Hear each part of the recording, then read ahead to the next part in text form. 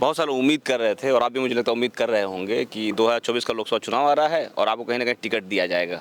और समय बीतता जा रहा है, अभी टिकट घोषणा बहुत सारी हो चुकी है, आपका टिकट कहीं नाम नहीं आया हुआ है, पहली चीज़ है। उसके बाद देखा गया 2023 के अंदर बहुत सारा बड़ा बड़ा कार्यक्रम कराए हुए हैं। एक निषाद महाकुंभ के नाम से कार्यक्रम कराया था, लाखों की भीड़ इकट्ठा वहाँ हुई थी और मुझे लगता है वो सब इफेक्ट काम नहीं आया क्या कि टिकट क्यों नहीं मिला आपको अभी तक?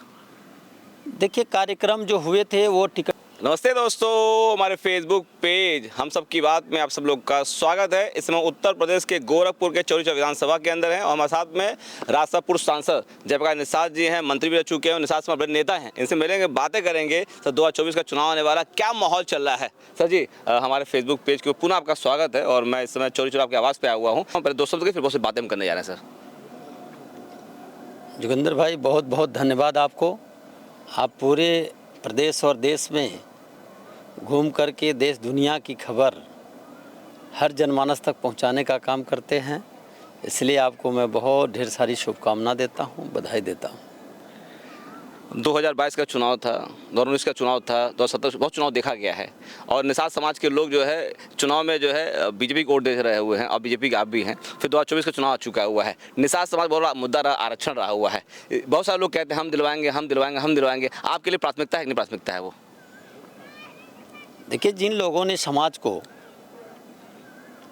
आरक्षण दिलाने के नाम पर समाज को गुमराह करके उनको दिशा से भटकाने का काम किया, आज ये समाज सतर्क और चौकन्ना हो गया है। ये ऐसे व्यक्तियों को पटकनी देने के लिए तैयार है। ऐसे लोगों के साथ ये समाज इनके बातों में, इनके झांसा में अब आने वाला नहीं है। अपने हिसाब से अपना निर्णय, अपना तौर तरीका और अपने हित का काम। मेरा सवाल ये आपसे ये है कि निषाद समाज को आरक्षण का मुद्दा है वो आपकी प्राथमिकताओं में है कि नहीं प्राथमिकताओं में है? अगर है प्राथमिकताओं में तो कैसे प्रकाश आप कर रहे हैं उसके लिए? देखिए, अगर मैं समाज का व्यक्ति हूँ तो समाज के हित के लिए हर क्षण, हर वक्त, हर समय मैं समाज के हित की बात हमेशा सोचूंगा। इस देश में जैसे देशवासियों के लिए काम देश के लोग करते हैं, तो हम सामाजिक होने के नाते समाज के लिए ज़रूर कुछ अच्छा ही हमेशा सोचने का प्रयत्न करता हूं। बहुत सारे उम्मीद कर रहे थे और आप भी मुझे लगता है उम्मीद कर रहे होंगे कि 2024 का लोकसभा चुनाव आ रहा है और आपको कहीं ना कहीं टिकट दिया जाएगा।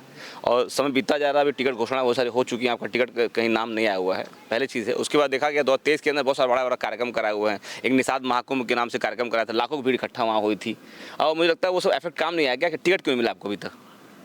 देखिए, कार्यक्रम जो हुए थे वो टिकट के लिए कार्यक्रम नहीं हुआ था। वो कार्यक्रम समाज के हित के लिए हुआ था, समाज के मुद्दों के लिए हुआ था। समाज को जो गुमराह करने का काम जिन लोगों ने किया है वो समाज के सामने प्रत्यक्ष रखने के लिए किया गया था और समाज अब उस कार्यक्रम के बाद जागरूक हो चुका है। समाज के मन में पूरा सारी बातें आ चुकी हैं समझ में।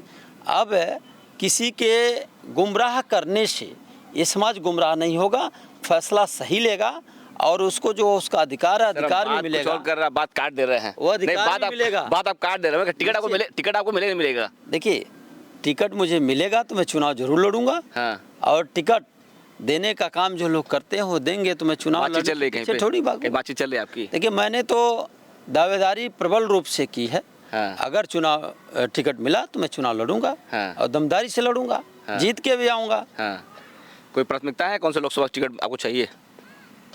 मैं एक कार्यकर्ता हूँ, कार्यकर्ता का काम है अपनी बात को रखना। हाँ।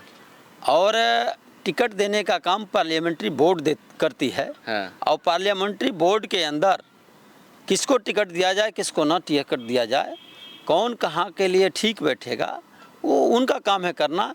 लेकिन मेरा अपनी ओर से दावेदारी मैंने कर रखी है, अगर मिलेगा तो ज़रूर मैं प्रयास करूँगा। जैसे एक तरह से बोलूँ मैं तो आप राष्ट्रीय नेता हैं, पूरे देश में भ्रमण करते रहते हैं, क्या माहौल है यूपी के अंदर? 80 लोकसभा सीटें हैं, क्या लग रहा है? लोग कहते हैं कि 80 का 80 सीट आपकी पार्टी जीतेगी, तो क्या आपके हिसाब से क्या माहौल है यूपी में? देखिए, पूरे यूपी में सारे लोग अब हर तरह से, ये जनता बहुत समझदार हो गई है। हाँ।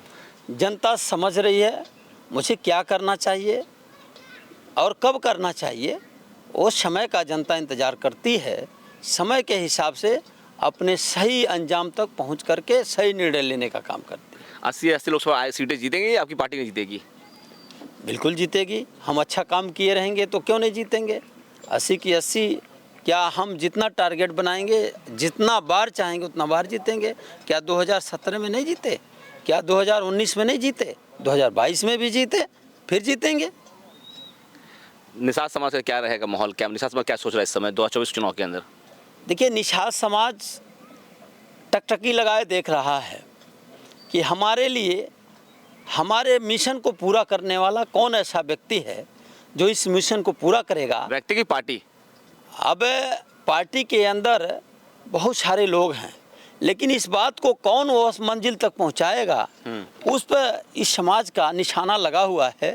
लेकिन अभी तक इस समाज के बारे में कोई सही निर्णय आज तक लेने का काम नहीं किया। जिन्होंने इस समाज का पुरोधा बनकर के आगे चलने का काम किया, उन्होंने हमेशा समाज को ठगा और लूटने का काम किया। समाज निश्चित तौर पर ऐसे लोगों के झांसे में अब नहीं आएगा, इनको सबक सिखाएगा। अटैकी मूड दिख रहा है, आप देख रहे हैं, मतलब एक व्यक्ति विशेष पे अटैक कर रहा है। सवाल कुछ और पूछा, आपको जवाब कहीं और दे रहा, आप दे रहे हैं। मैं सवाल बिल्कुल सही दे रहा हूँ। आप भटका रहे हैं मुझको, भटका रहे हैं। समाज का जो हित है, हाँ। समाज जहाँ हित समझता है, हाँ। अपने हित के तरफ अग्रसर है। हाँ। अब किसी के बहकावे में नहीं आना है। अटैक कर रहे हैं इसका मतलब आप? आना नहीं है, बहकावे में नहीं आएगा, नहीं आ रहा है। नहीं, आप अटैक कर रहे हैं मुझे लग रहा है। अब छोड़िए, हटाइए, बताइए। जैसे हम इस समय गोरखपुर के अंदर हैं। गोरखपुर में 2 लोकसभा सीटें आती हैं। एक आता है गोरखपुर सदर लोकसभा सीट आता है और एक आता है गोरखपुर के अंदर बांसगांव लोकसभा सीट आता है। जहाँ हम लोग ये बांसगांव लोकसभा सीट है और ये चौरी चौरा क्षेत्र है, निषाद बहुल क्षेत्र है। बांसगांव में क्या माहौल है? जनता बड़ी सोच समझ के निर्णय लेने जा रही है। हाँ। और प्रचंड बहुमत से जिताने का प्रयास किसको? करेगी। देखिए, यहाँ कोई, किसको पूछो, किसको? यहाँ किसी की बात नहीं है। हाँ। जनता जो है, हाँ, किसको जिताने जा रही है? प्रचंड बहुमत से कमल को जिताने जा रही है, किसी कमल, व्यक्ति को नहीं जिताने जा रही है। अच्छा, ये कह रहा हूँ कि मतलब कमल का फूल यहाँ जीतेगा, चुनाव जीतेगा। ये देखिए, जयप्रकाश निषाद हमारे साथ में थे और भाजपा के बड़े नेता हैं ये। मुझे लगता है निषाद समाज के बड़े नेता है ये। अभी लाखों की संख्या के अंदर इन्होंने कार्यक्रम किया 2023 के अंदर, जो है बहुत सारे निषाद समाज के उनको जान चुके हैं और ये दावेदारी कर रहे हैं कि इनको टिकट मिलेगा और उम्मीद कायम अभी है। हम भी उम्मीद करते हैं इनको टिकट मिले और लोकसभा पहुंचे। निषाद समाज की बात को दमदार करें दोस्तों।